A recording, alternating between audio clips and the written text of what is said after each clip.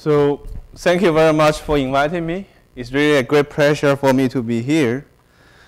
And some of you probably still complain about long winter in Boston. What I can tell you is Boston is much warmer than Madison, where I come from.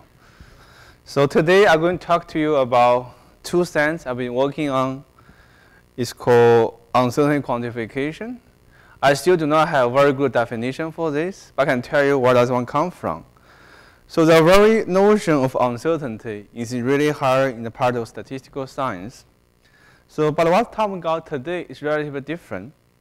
So this basic idea of UQ coming from more like aerospace companies.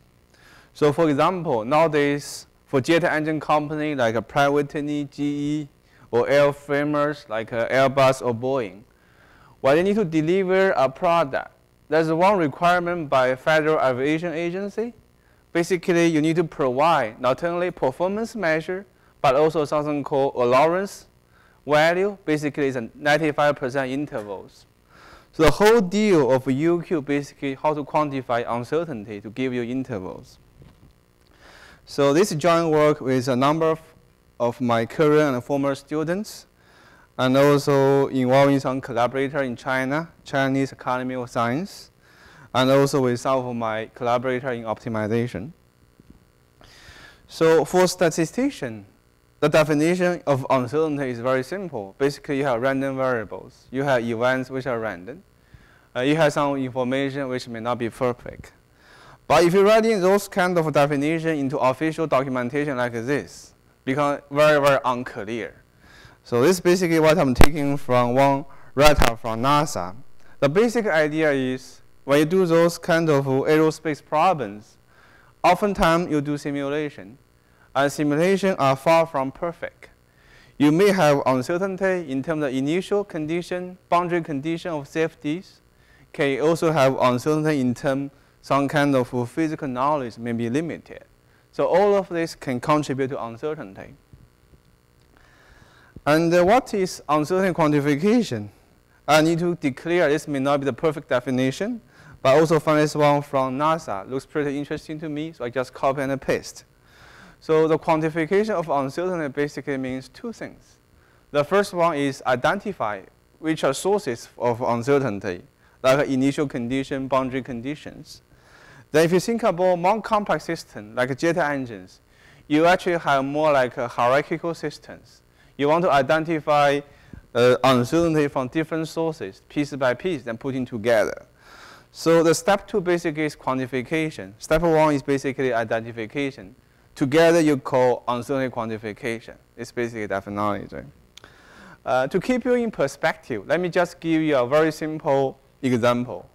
This is a very baby level differential equation. This one is a stochastic system. And this kind of system often called a forward problem. Basically means you have initial conditions which are random. What you want to quantify is more like a variation in the response. It's a reason called forward problem.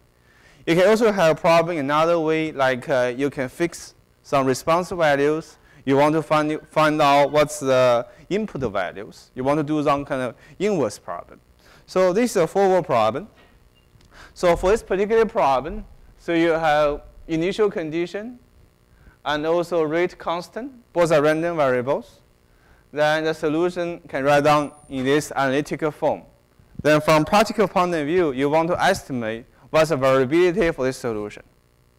It's a very trivial problem. But you think about if you do computational fluid dynamics, you're going to have something similar, but with a more complex form of these solutions. The solution itself may not be analytic. You're also going to have more and more random variables. But this one gives you some idea.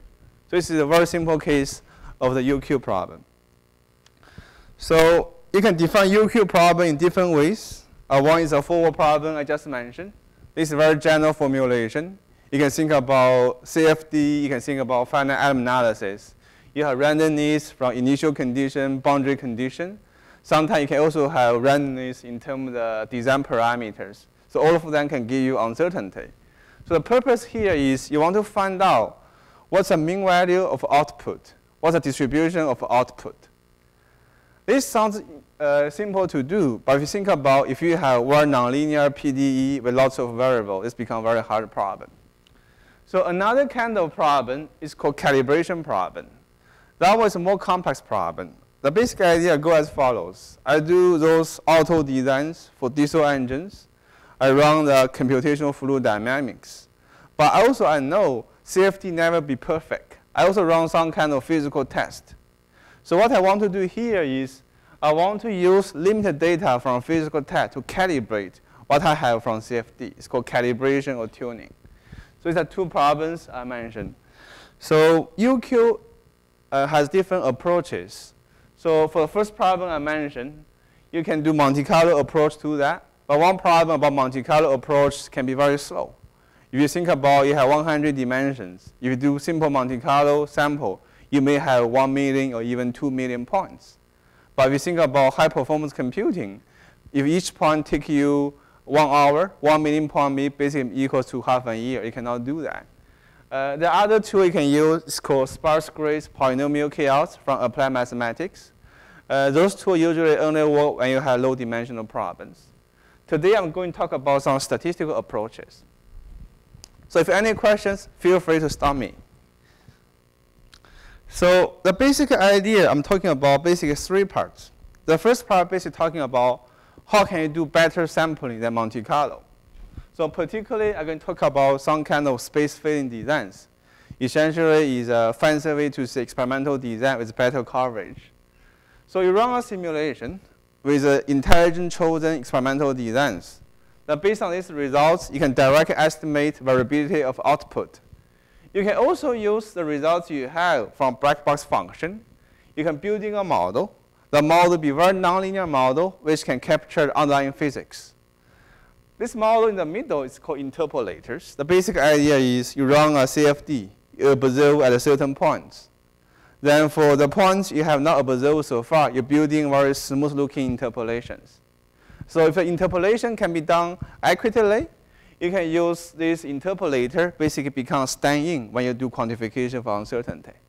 So based on these interpolations, you can do lots of things like calibration, scientific analysis, or design space exploration. And more importantly, you can also do some kind of decision making on the uncertainty. If you go back to the example I mentioned in the beginning, the diesel engine problems, you typically have design variables which are random. You also have another set of design variables which basically you want to optimize over. So essentially, you encounter a problem with optimization with all kinds of random constraints.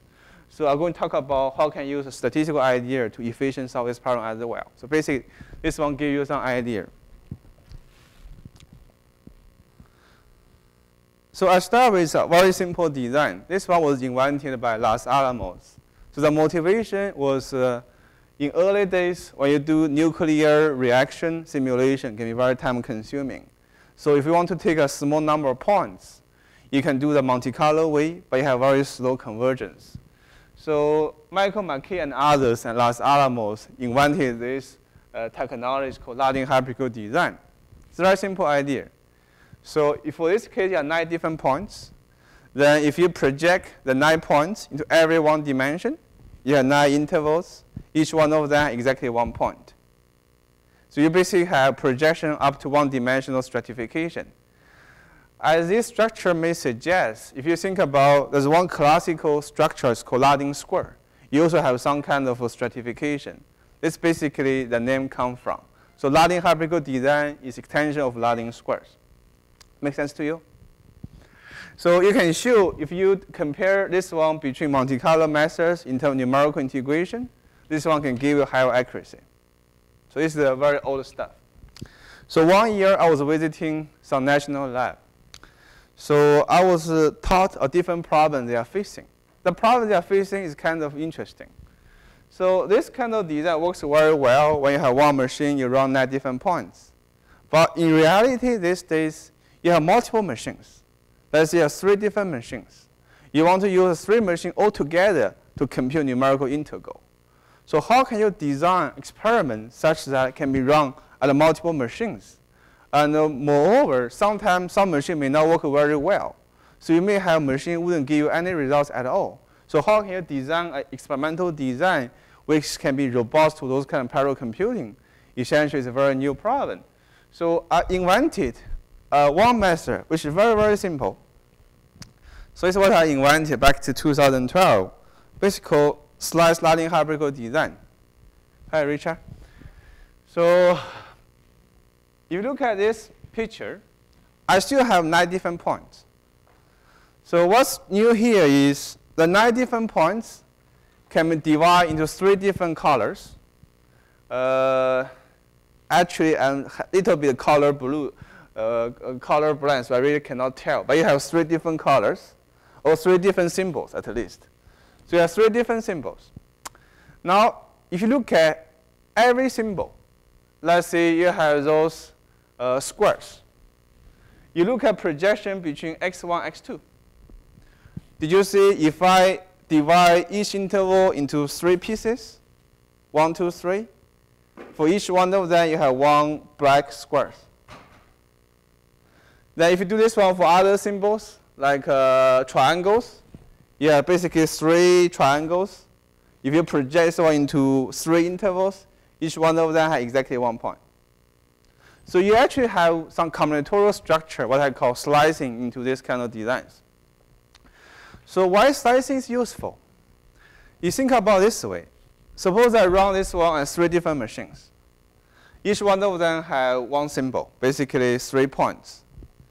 So if unluckily 1 machine dies, I may not have results for this machine. But because I have slicing structure, the other 2 machines still give me very good results. So one application of this one basically is about parallel computing. Another application of this is more like a cross-validation. If you have this kind of 9 different points, you want to run at 3 different locations. So by dividing this one into 3 different space-filling sets, you can have 3 estimates. And based on 3 estimates, you can cross-validate. So if you look at this picture, you may see this one may have some potential problems. So if you look at projection of x1 over x3, in the very bottom corner, you actually have no point. If I divide x1, x3 as a 3 by 3 squares, in the lower left corner, you have no point. So basically what I'm telling you is this design has a wonderful one-dimensional projection. But when you have 9 points, you want to do more than one-dimensional projection. This kind of design wouldn't give you that exactly. So in order to fix this problem, you need to use orthogonal array structure from discrete math. It's very easy stuff. First one is 18 rows. You have 7 columns. And if you look at all the level combinations, 1, 1, 1, 1 appears 3 times. And 1, 2, 1, 3 appears 3 times. So basically, you have all the level combinations appear equally often. If you check this one across all the columns, you do have this 2-dimensional structure. So by utilizing this 2-dimensional structure, you can overcome the problem I just mentioned. For this problem, you have lower corner. You do not have point. So when you have orthogonal array structure, this is the design you are getting. So still, you have 3 symbols. Each one of them, each 3 interval exactly 1 point. Then putting together, you have 3 by 3 squares. Each one of them exactly 1 point. You may wonder why this one matters. If you think about numerical integration from variance point of view, you can write down the variance of numerical integration as a summation of different components. The first number of components reflect to the main effects. Then you have remaining term reflect second-order terms. So if you have second-order stratification, you can significantly reduce variability. So here is one example. Sure. Do you have mathematical theory to guarantee that no matter now you have 9 by 9, you might get 12 by 12 or whatever, 20 by 20, and you have a guarantee that you still have those orthogonal. So as long as you're able to construct orthogonal array, based on this one, I can construct my design. Orthogonal array, if you have prime powers, you can construct orthogonal array using simple projective geometry easily. If you have cases like 12 rounds, 36 rounds, you can also do it. So there is a different family of orthogonal array exists over there.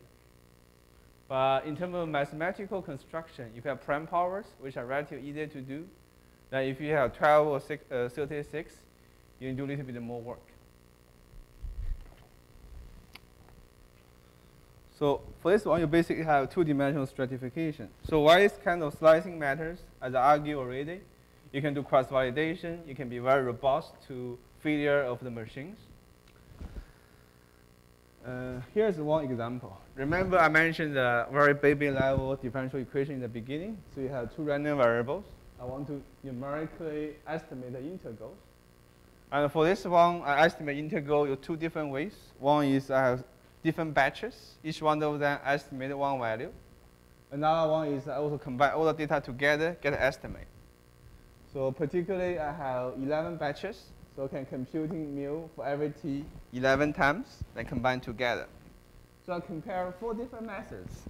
The first one is basically simple Monte Carlo, randomly generate. The second one is I randomly generate 11 kind of Latin hierarchical design putting together. It's called repeated Latin hierarchical design. Then slice Latin Hypercube and also slice U designs. I replicate the whole process 1,000 times for each method. So the message I'm looking for is whether this kind of slicing give you anything. So basically, you're looking for two different things. Remember, you have 11 batches. Each one of them give you one estimate. So one way to quantify uncertainty is you can compute standard deviation across 11 batches. This basically gives you the table 1. If you do RID sample, very high variability. If you do independent Latin Hypercube, reduce a little bit. Then if you do slice Latin Hypercube and slice U design, you do pretty much similar variability. So on this front, the 3 methods I mentioned are equal. What's interesting about is the second table. The second table basically tells you if you do RID sample, you combine everything together, then you have very high standard deviation for the entire estimator. Then if you do independent Latin Hypercube, you can reduce quite a bit. Now look at third column and the fourth column. Because if you do slice design, basically you put the combinatorial constraints. Every slice you have become negative dependent. Then become everything negative dependent, putting together, you can significantly reduce variability. So column 3 is the second table, which has much smaller value than column 2. And for slice U design, because you have two-dimensional stratification, you have another layer of reduction. Make sense? So these are simple things. Now let's talk about something even more fun. Sudoku. So I was giving a talk in a large company quite a few years ago. Then during the lunch hour, people showed me a newspaper from Guardian. It turned out to be Sudoku. And from every moment I'm playing with Sudoku, I also have some conjecture. I think must be a way to using Sudoku to do some kind of designs. Today I'm going to show you some solutions. So Sudoku, by the way, actually is an American product. Was invented in the US, 1970. Then become popular in Japan. Then become popular in the US after translation of a Sudoku. Translation matters. So I can tell you about mathematics. So on left-hand side is your complete version of Sudoku. You have 1 to 9, 1 to 9, every row, every column, every subscript.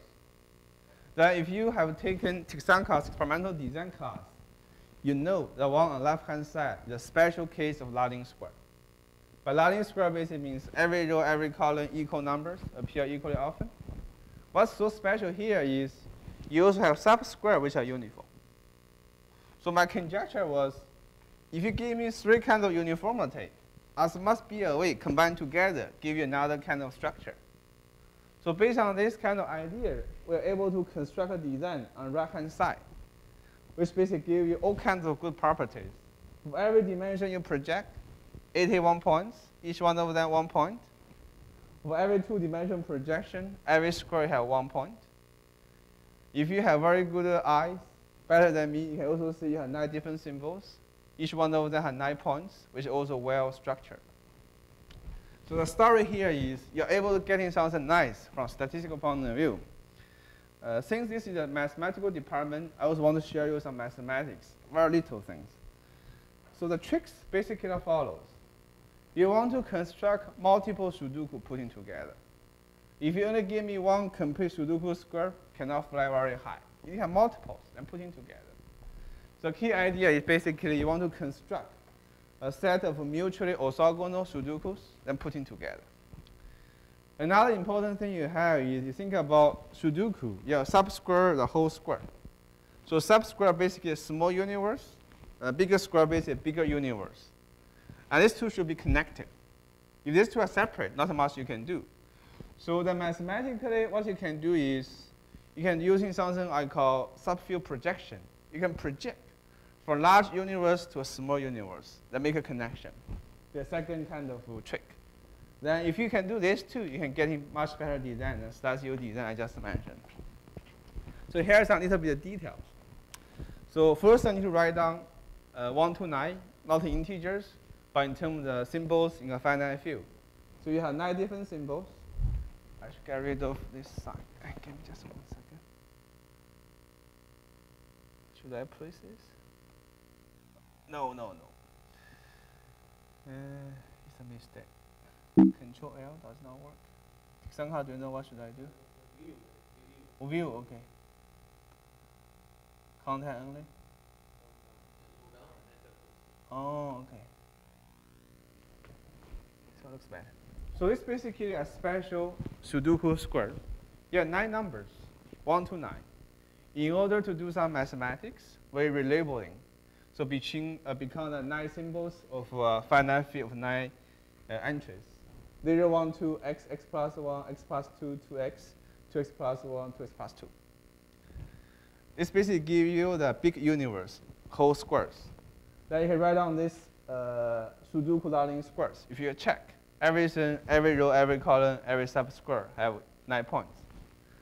Then what you need to do is you need to project these 9 points into 3 points. Remember, every subsquare you have only 3 by 3.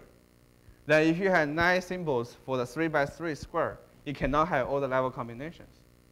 So you project these 9 symbols into 0, 1, 2 in a certain way such that the first 3 go to 0, second 3 go to 1, the third 3 go to 2. Then if you check, after projection, you have 0, 1, 2, you have 1, 2, 0, then you have 2, 0, 1. You basically become a learning square with 3 symbols. Then if you can do this one for this position, you can do this one for all other positions. Then if you do multiple of them, you have doubly orthogonal Sudokus. So in terms of projection, I need to use a projection we introduced in this statistical paper. The idea is very simple. So basically, you have 2 universes, one small universe for subsquares. The G has a smaller number of points. The bigger one is F, have more points. You want to project every point in F into G. So what you can do is, you first write down the element of F as polynomials. Then you project each alpha into beta. Then by doing so, you can have these projections. Because you have this polynomial structure, then you can preserve additivity. You can also preserve some kind of multiplicity. Then if you do this too, you can have mutually orthogonal Sudoku squares. So after we finish this paper, we become very excited about play Sudokus. And we also realize that many more puzzles we can play beyond Sudoku. So we recently become interested in this guy. It's called summary Sudoku. Anybody know about this? It basically means you want to play 5 Sudoku simultaneously. But there's one complication. You have actually one in the middle, which is overlapping. So if you only play 5 Sudoku separately, it's easy. But that one, you actually have something in the middle. The right one basically can share with different angles. So if you have summary Sudoku, I can also get a design based on that. So here is one summary Sudoku design. So the basic mathematical property of the summary Sudoku is overlapping. You see you have central one, the other 4 overlapping.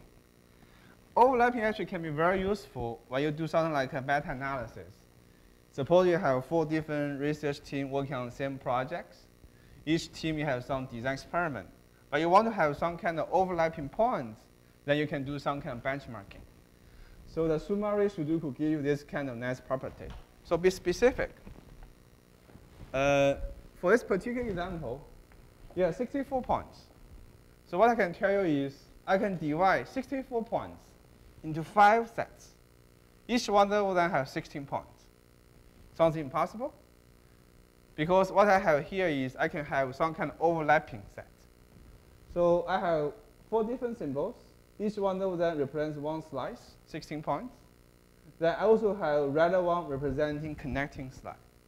So by doing so, I'm able to have overlappings. So these are 64 points. So here is the connecting slice.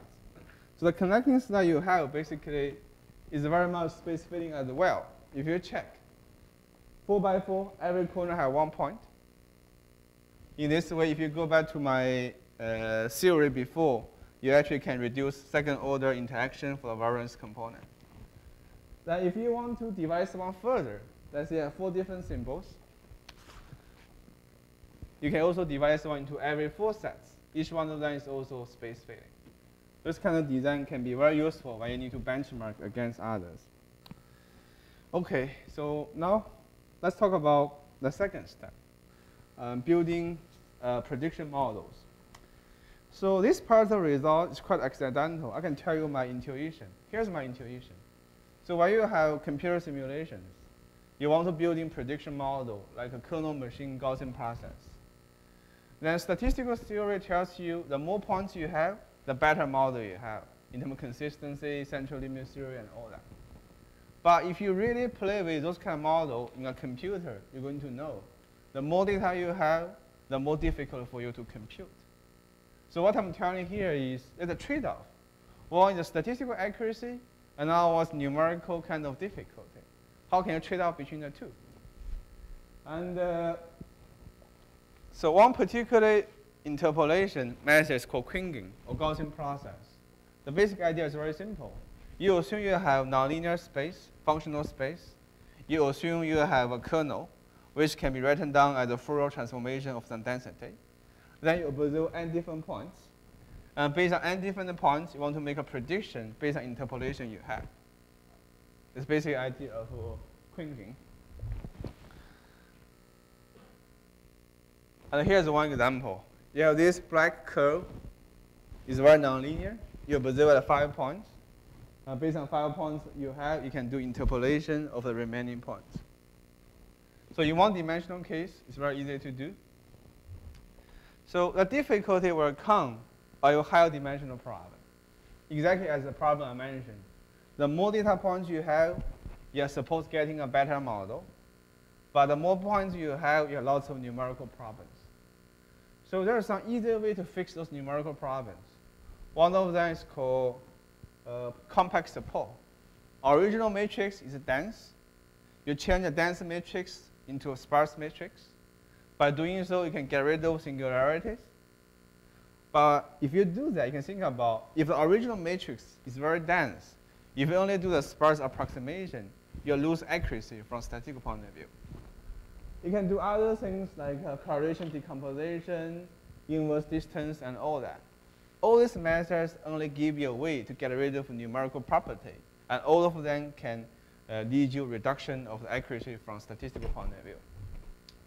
So I've been thinking this problem for a while. So basically, I realized if you have large-scale interpolation, you basically have 3 different scenarios. If you strongly believe the formula from statistical literature, going to tell you the more points you have, getting better results. But if you do not do anything in computer, you're going to have a problem with memory, auto memory, and all that. So for big data, for the interpolation, you do need to take care of the numerical issues. Then if you do methods like subsampling, if I have 1 million points, I can build in an interpolation with 2,000 points. But if you give me another 2 million points, I still use the 2,000 points. I do subsampling. So for that one, I can guarantee I have no numerical issue.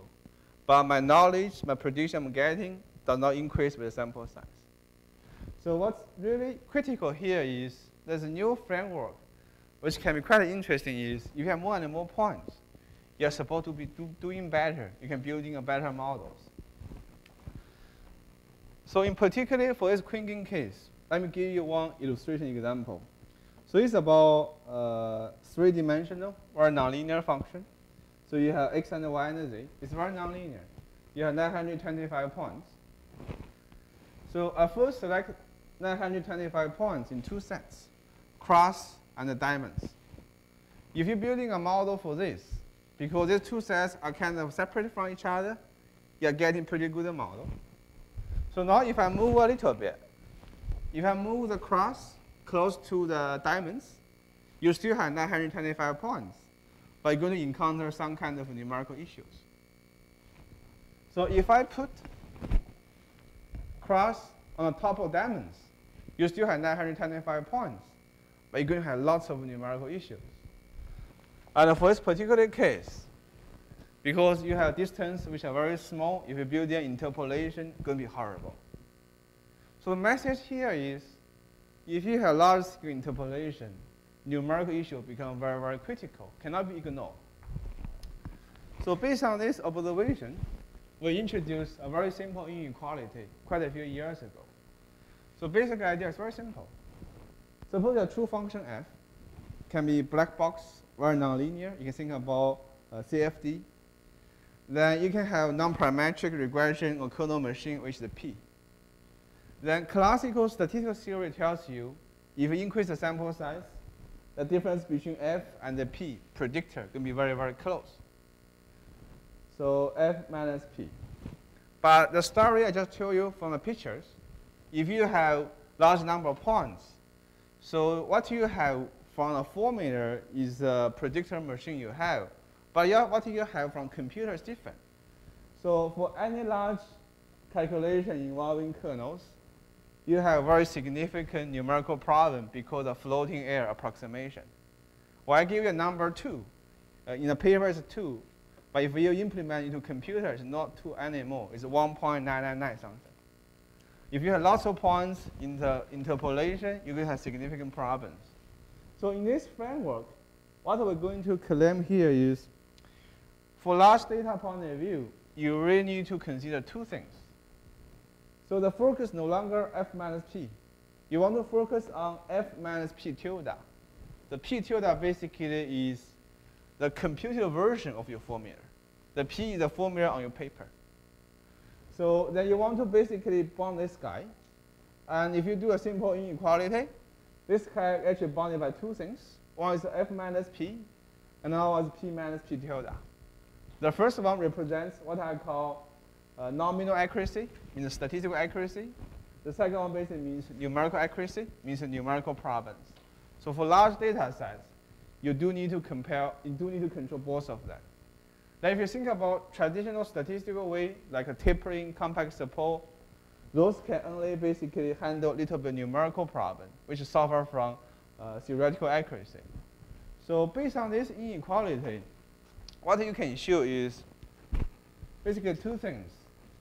You have nominal accuracy, which is only given by the model you have.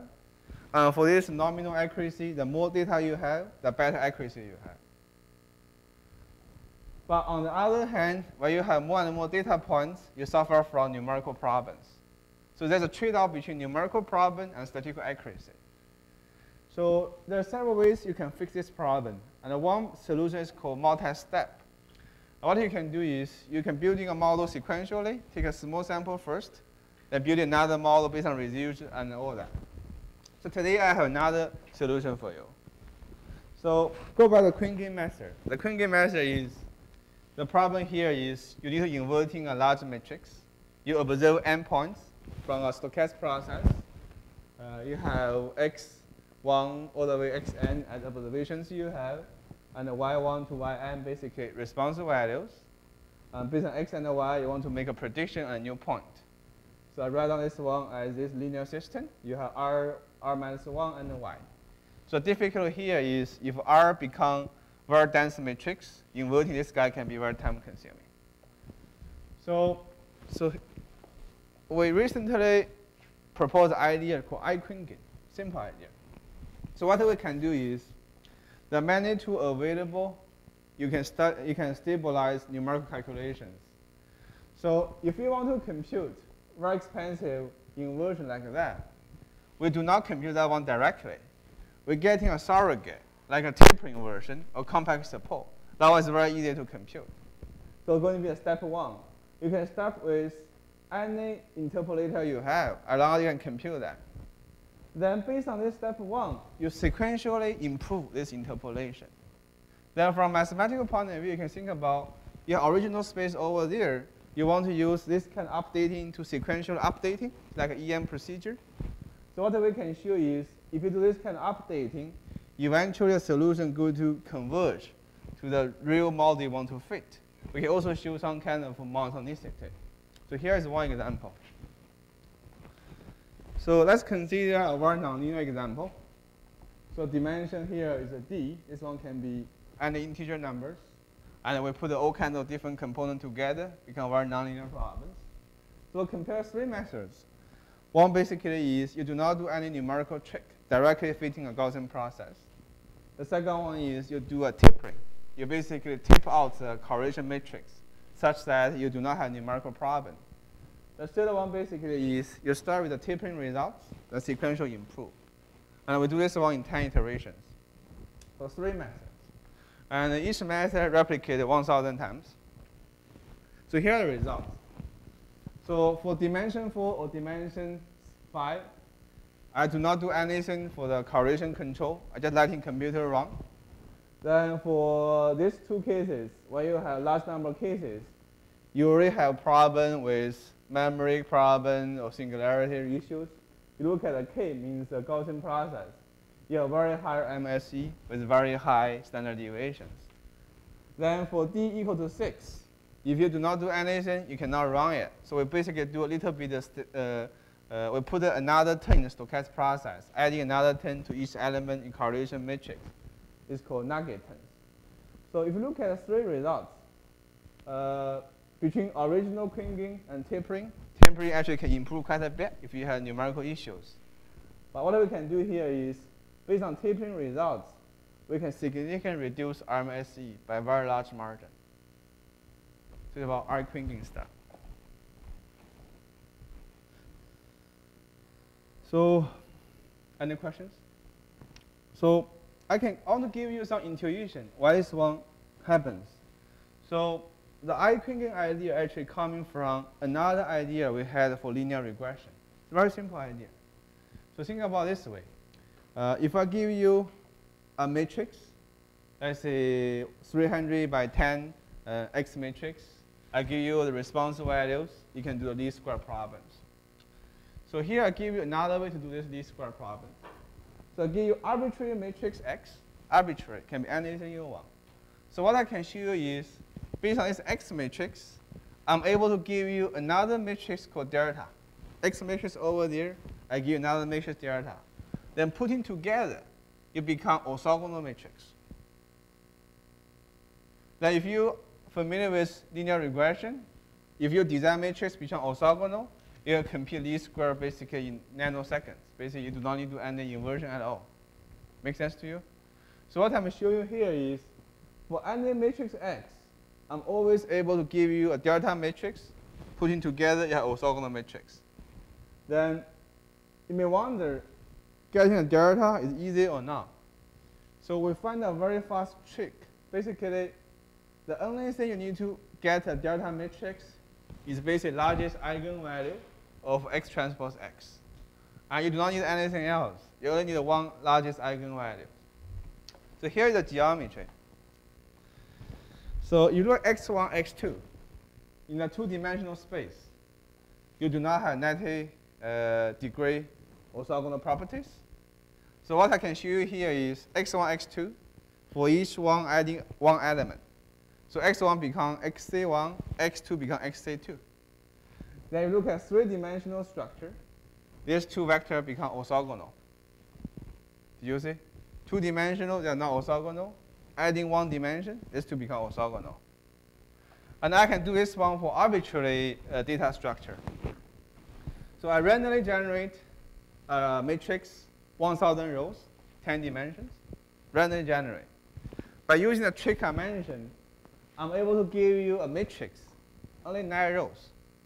Then putting the delta x together, you have orthogonal matrix. If you give me 1 million rows, 100 columns, the maximum number of rows is 99. So in this sense, this kind of problem works very well when you have a large number of observations. So the algorithm we call OEM, orthogonalized EM. It's very simple. Arbitrary matrix, you tell me the largest eigenvalue, give you a delta matrix, then have orthogonal matrix. So only thing missing is you do not have y value for those kind of added rows. What you need to do basically EM, imputing those rows, then iterate. Now this idea actually can be added to all kinds of penalties. So if you have penalty function L1, L2, you can always do this. So it's one size fits all. So here is the comparison we did. So you look at lots of papers talking about LASSO and other things. So the one particularly useful algorithm is called coordinate descent. It's a very old algorithm from OR literature. So we compare against this one. So we have Gaussian random matrix, have some kind of structures. And we compare OEM, our method, and the CD algorithm, the GMNet. So we have same kind of conversion criteria and all that. So here is the result. So for this online matrix, we have different kind of correlations. So row become 0, 0.2, 0.8. And the number over there basically give you computational time. So if you compare every coefficient for every sample size, so OEM only requires a small portion of time compared with coordinate descent. So trick here basically is if you have a large sample size, the number of rows for you to add is very small. And for this reason, OEM can be very, very efficient. And you can do this one for any other penalty, SCAT, MCP. You can also combine penalty. So this one always gives you this kind of result. OK, so how many more minutes do I have? Do I still have time? OK. So the last piece I'm going to talk about is, if you remember the UQ problem. So UQ problem, you often have optimization problems. But optimization problem you have sometimes with uncertainty. It's for decision making on the uncertainty. This kind of problem is not unique to UQ. If you're talking to someone in finance, security, logistics, they often do those kind of stochastic optimization problem. And there's one classical problem called Niels-Wender problem. It's very simple.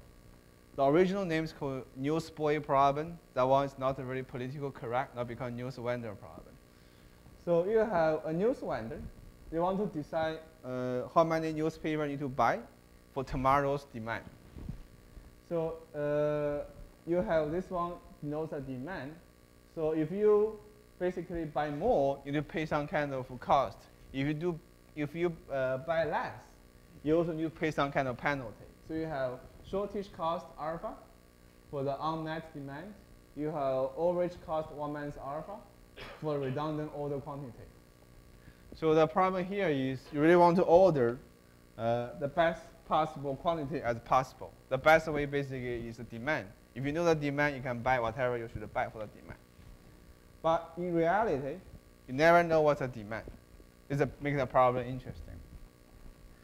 So a simple formulation, which we often use, is if you do not know what exactly of this random variable value, I optimize over all the possibilities.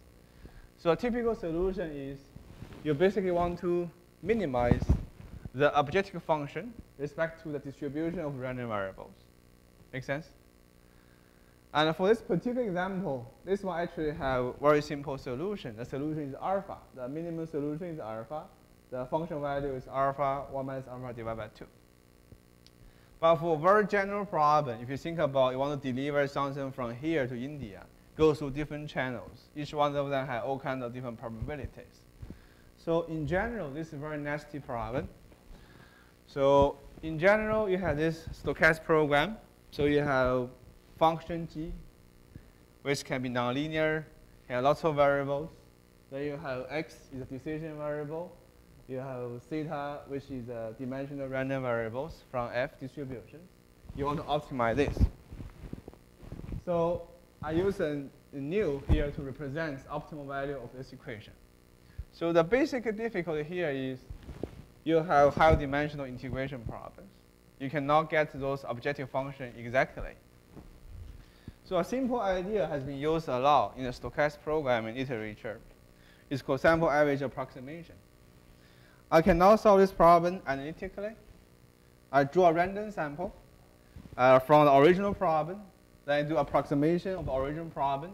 I can solve this equation fine. The hope is if I draw the sample large enough, the approximation problem is going to converge a true function. So you actually can show that. So under certain conditions, the solution from optimal value to this is going to converge the optimal solution to a true function. Make sense? So, and because based on sample solutions, you want to know what's a good result. You want to get some kind of intervals. So it's very easy to show. If you solve this problem, the nu n star basically a sample solution. The expectation value of this one going to be smaller than the true optimal solutions. So for this reason, if you solve this sample problem multiple times, you can get lower bound for the true optimal solutions.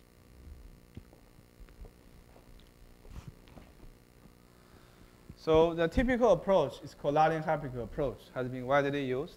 What you do is, for this kind of problem, you want to do approximation t times, multiple times. Then for each one of them, you do sample average approximation, you get a solution. Then based on solution you have, you average out, you get an estimation of a lower bound. So if you look at this one, you think about it this way. I do t different batches. Each one of them are solving an optimization problem.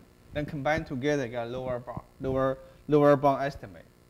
So what I propose here is, I can still have t different batches, 1, 2, 3, all the way to t different batches. And each batch just look at like a Haaland-Hypercube design. But what I can do here is, I can introduce negative dependence between different batches. So for this classical approach, everything is independent. And for this new approach, for each slice, I still have Haaland-Hypercube design. But putting together, I have negative dependence.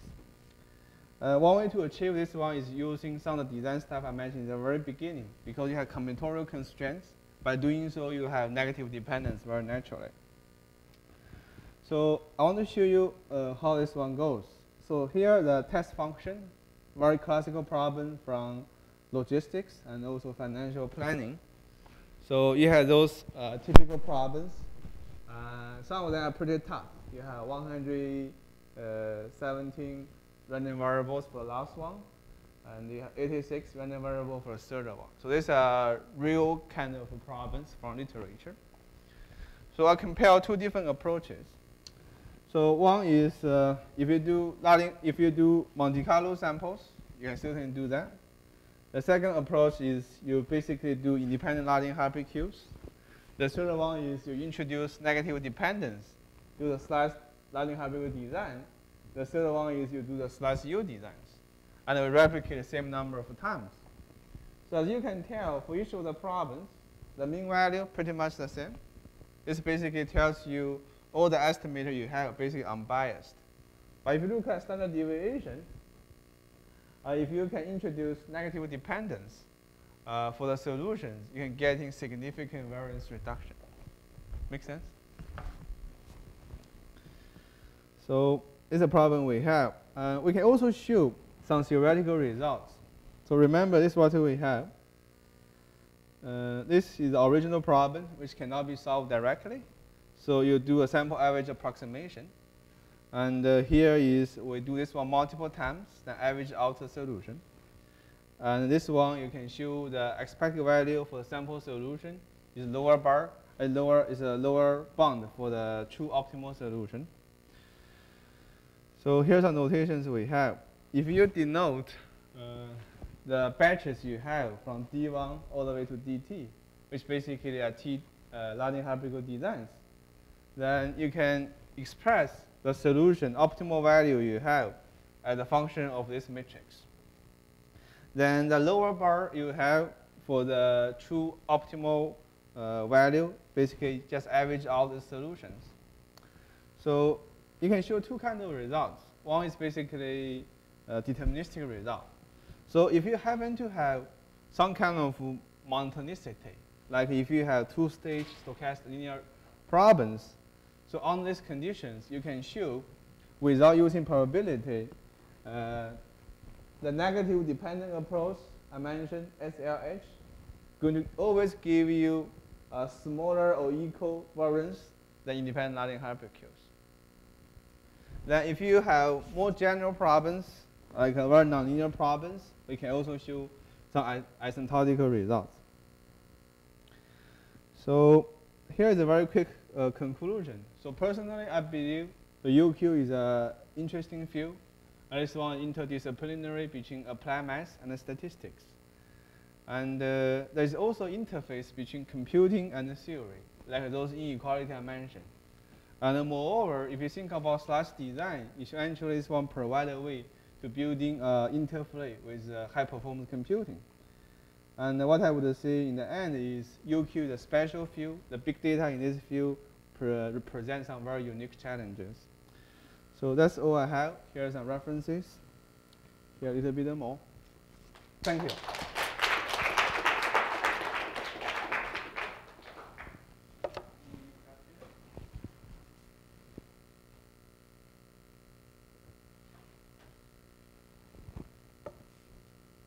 Sure. So in your slides design, you have some results similar to that to the extent like Michael Chang's results about reducing the variance from uniform sampling to stratified. Yeah, yeah. So we get some very surprising results. I still have no clue why this one should be the case. So what are we able to show is the following. So if you think about this kind of design, Latin hypercube design, you basically generate those points uniformly. You permute uniform random numbers. Everything is exchangeable. So what I'm able to show is, if you have 9 points like this, I can compute the variance. Then if I do slash design, I can also compute the variance. And these two variants are exactly the same. But mathematically, something quite interesting going on. Because you look at slash Latin hypercube design, I no longer have exchangeability. I have hierarchical structures. But I still have exactly the same variance. So my hunch is, must be more general condition than slash Latin hypercube design. Maybe under a large class of permutations, if I do something like this, always give me the same kind of variance. We do have a result on